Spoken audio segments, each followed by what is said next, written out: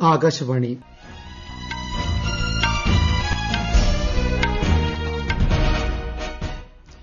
നമസ്കാരം. വാർത്തകൾ വായിക്കുന്നത് അനിൽകുമാർ.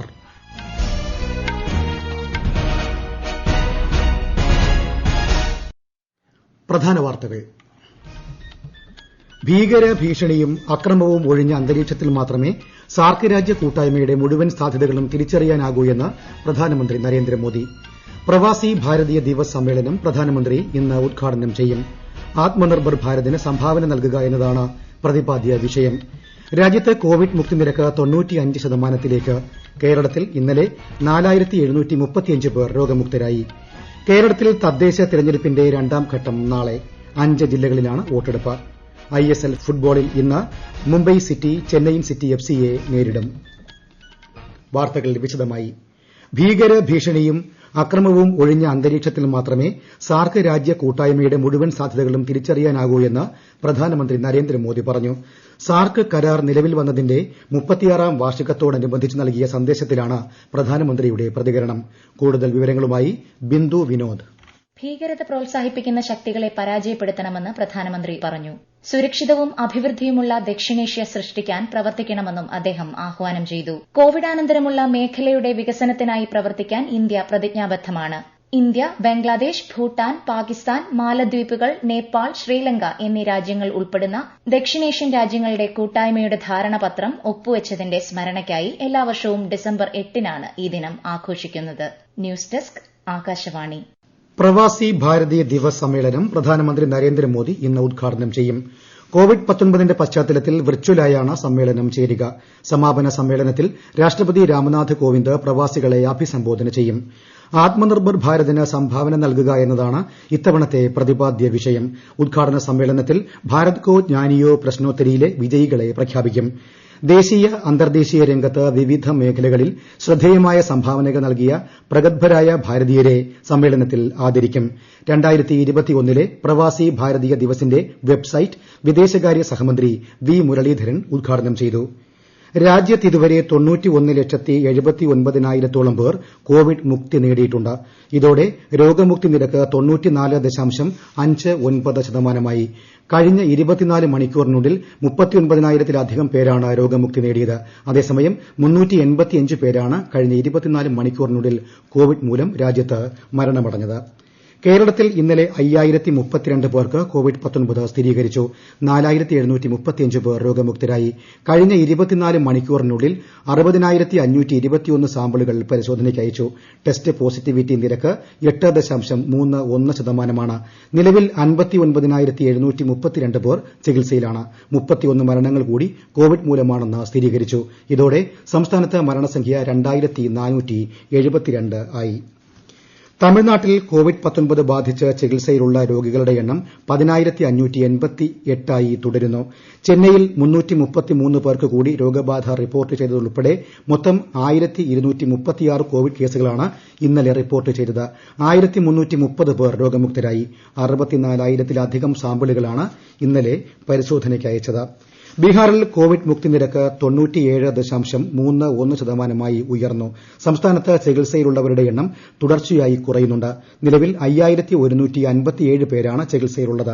കഴിഞ്ഞ 24 മണിക്കൂറിനുള്ളിൽ 674 പേർ രോഗമുക്തരാകുകയും 684 പുതിയ കേസുകൾ റിപ്പോർട്ട് ചെയ്യുകയും ചെയ്തു. കോവിഡ് വാക്സിൻ ജനങ്ങൾക്ക് കുത്തിവയ്ക്കുന്ന ആദ്യ രാജ്യമായി ബ്രിട്ടൻ.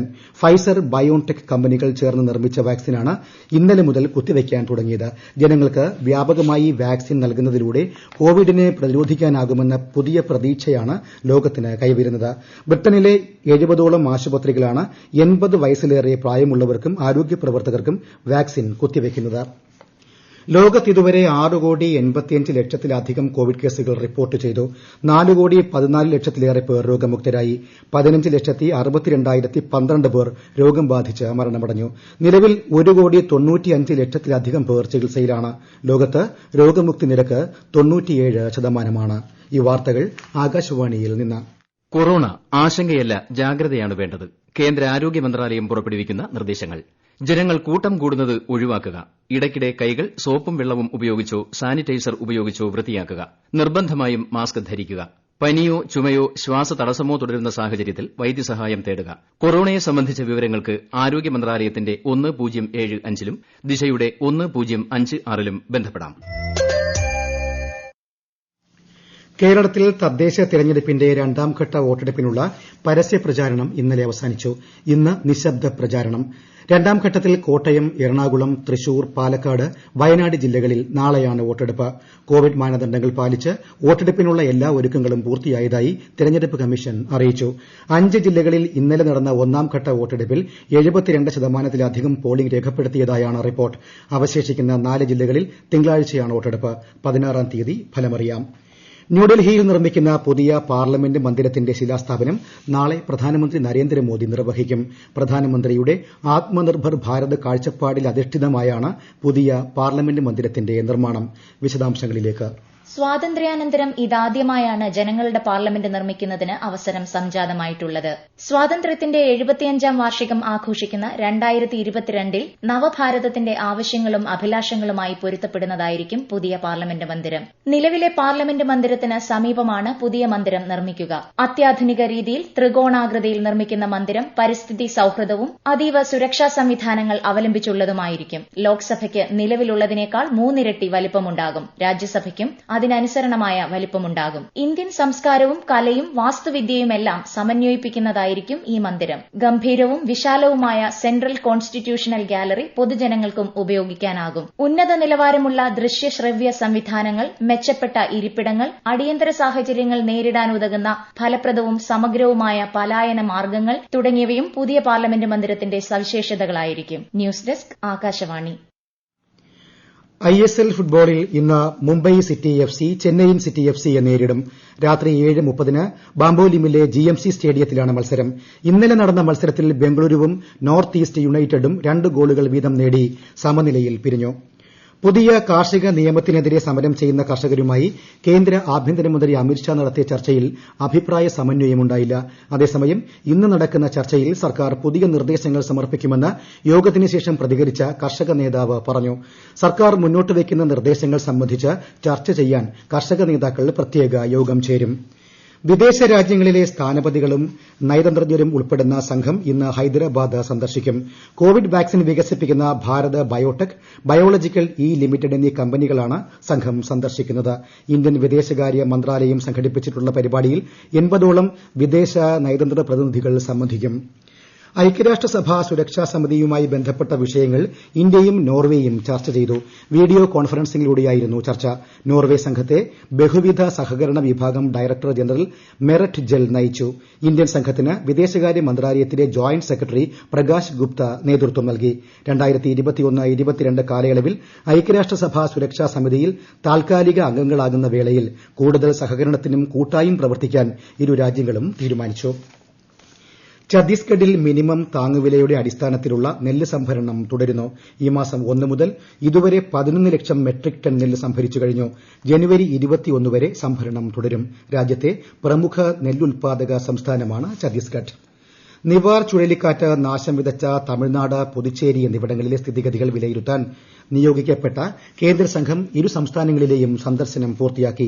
കേന്ദ്ര ആഭ്യന്തര മന്ത്രാലയ ജോയിന്റ് സെക്രട്ടറി അശുതോഷ് അഗ്നിഹോത്രിയുടെ നേതൃത്വത്തിലുള്ള 8-അംഗ സംഘമാണ് സന്ദർശനം നടത്തിയത്. സ്ഥിതിഗതികൾ വിലയിരുത്തിയ സംഘം തമിഴ്നാട് മുഖ്യമന്ത്രി എടപ്പാടി പളനിസ്വാമിയുമായി കൂടിക്കാഴ്ച നടത്തി. കേന്ദ്ര സഹായം ലഭ്യമാകുന്നത് സംബന്ധിച്ച് സംഘത്തിന് നിവേദനം നൽകിയതായി പിന്നീട് പളനിസ്വാമി മാധ്യമങ്ങളോട് പറഞ്ഞു.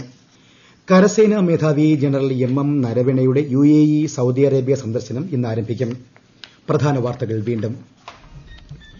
ഭീകരഭീഷണിയും അക്രമവും ഒഴിഞ്ഞ അന്തരീക്ഷത്തിൽ മാത്രമേ സാർക്ക് രാജ്യ കൂട്ടായ്മയുടെ മുഴുവൻ സാധ്യതകളും തിരിച്ചറിയാനാകൂ എന്ന് പ്രധാനമന്ത്രി നരേന്ദ്രമോദി. പ്രവാസി ഭാരതീയ ദിവസ് സമ്മേളനം പ്രധാനമന്ത്രി ഇന്ന് ഉദ്ഘാടനം ചെയ്യും.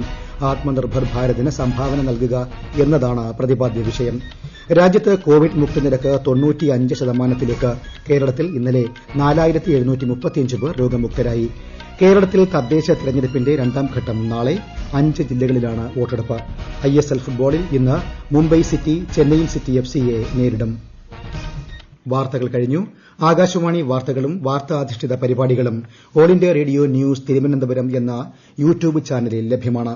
കൂടുതൽ വാർത്തകൾക്കായി @all India radio news Thiruvananthapuram എന്ന ഫേസ്ബുക്ക് പേജും @AIR News_TVM എന്ന ട്വിറ്റർ ഹാൻഡിലും സന്ദർശിക്കാം. അടുത്ത വാർത്താ പ്രക്ഷേപണം 10:15-ന്.